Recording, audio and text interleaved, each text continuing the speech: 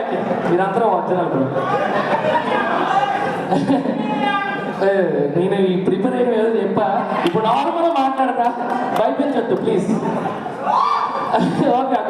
So Krishnanagar నుంచి ఫిల్మ్ నగర్ రావాలంటే 3 కిలోమీటర్లు 30 నిమిషాలు లోపల 20 రూపాయలు అంటే సరిపోద్ది. కానీ అదే కృష్ణానగర్ నుంచి యాక్టర్గా ఫిల్మ్ నగర్ రావాలంటే చాలా కష్టపడాలి.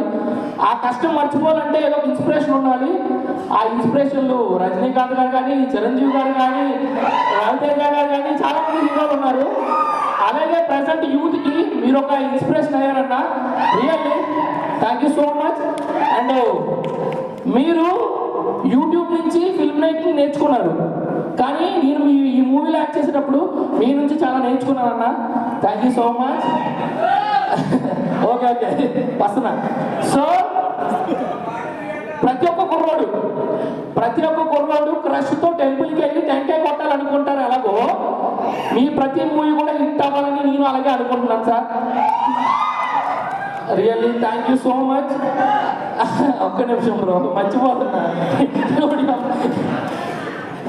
తమిళ్ కన్నా మనకు రాదు, అప్పుడు డైలాగ్లే చాలా అటు ఇటు మర్చిపోయా.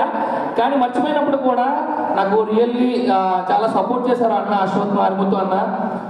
థ్యాంక్ యూ సో మచ్ అన్న. మనకు తెలుగులోనే మనం కొత్త, అలాంటిది తమిళ్ అంటే చాలా చాలా కొత్త, కానీ చాలా సపోర్ట్ చేశారు అన్న. నేను భయపడుతున్నా డైలాగ్ చెప్పగలనా నేనా, లేదంటే ఏదైనా ప్రాబ్లం అయితే మళ్ళీ తిడతారేమో అని ఒక భయం.